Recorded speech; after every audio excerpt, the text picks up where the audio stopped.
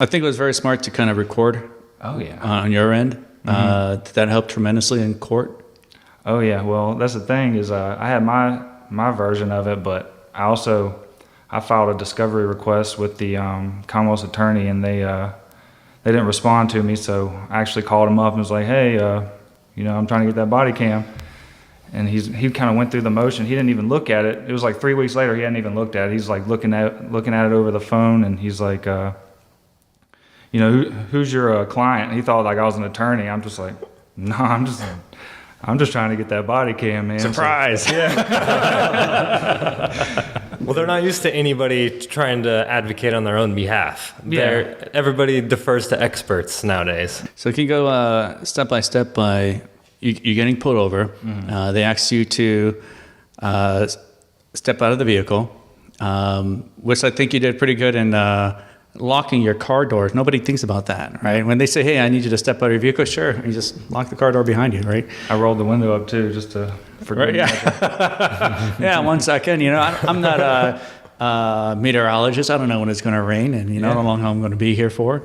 You stood out with your dog, and after that, well, I just was recording, sat back. I mean, I was like, can I speak to a supervisor? I talked to the lieutenant. He just kind of told me, Virginia case law allows us to let our dog sit on a leash, and all of a sudden we have this magical authority to go in your car. So that was one of the most overweight police officers I've seen.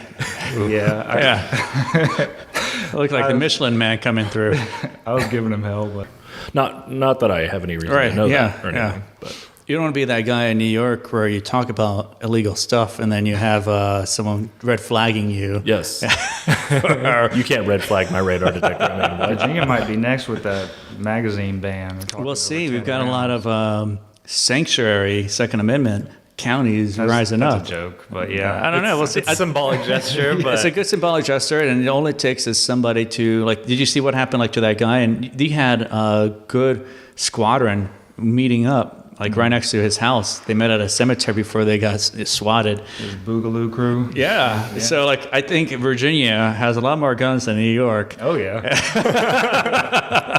I'm very glad. I think then it will only take somebody to say, hey, Virginia's Sic Semper Tyrannis, Boogaloo time. You'll have 10 times that number just coming by and making it worse. You'll have a Bundy Ranch incident where the cops all right, let's back off.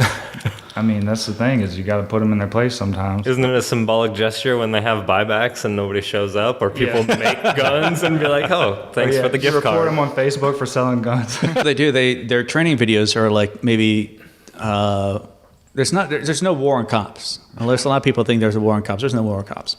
What they'll do though during training is they'll get all the small incidences across the entire country, put them together in a slideshow video. So they see 10 of them. So they watch 10 incidences where a cop gets owned, and then they'll say this can happen any minute, any second. And and these are a lot of them. You'll say sovereign citizen at the bottom right corner. They did it to me when I was in the military for security forces. So they try to brainwash you they could be a potential enemy and a threat everywhere. And that's what you had to say. Boo. You're under arrest. Stop resisting. They have a running tally. They'll say, well, there's been 37 police officers killed so far in 2019. Wow. And you're just accidents. How many mechanics and account the settlement?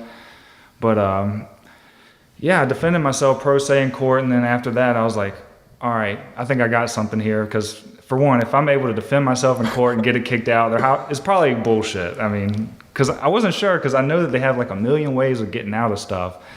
But I looked up what's called a section, or USC 42 section 1983 claim. So basically, if police are acting under color of law and they violate a clearly established constitutional or statutory right, you're allowed to sue them under USC 42 section 1983. And he was acting under color of law because he was a police officer, and he was going beyond the scope of his duty in order to retaliate on me. It was obviously a retaliation. So we came up with this 30-page complaint with 8 different counts we charged him with. It was great being the plaintiff and him being, or actually those 2 officers were the defendants. and we tacked on what was called a Monell claim. So on top of the USC 42 Section 1983 claim, the Monell claim allows me to sue the municipality, the city of Buena Vista as well. So I had 3 people listed as defendants. Yes, people. The city of Buena Vista is a person according to the law. Call it sovereign citizen stuff if you want. But a corporation is a person as well as a municipal corporation, which is the city of Buena Vista. So, Wait a minute. You got to see this person? yeah, I was accused. Yeah. And then you just give up in frustration, and it's like, all right, we let go of our case. They would just rather, instead of like answering all the motions you file and getting exposed in front of everybody and all these uncomfortable questions about who Commonwealth of Virginia is. Well, I have the right to meet my accuser, right? Oh, well, that's the officer here. And it's like, so who do you work for, Your Honor? Oh, you work for Commonwealth of Virginia as well? And the prosecutor, you work for Commonwealth of Virginia? Oh, and the officer? How am I supposed to have a fair and meaningful hearing here today if you all work for the same and I'm working here on my own behalf? Oh, you want to give me a public defender? Who does he work for? Right.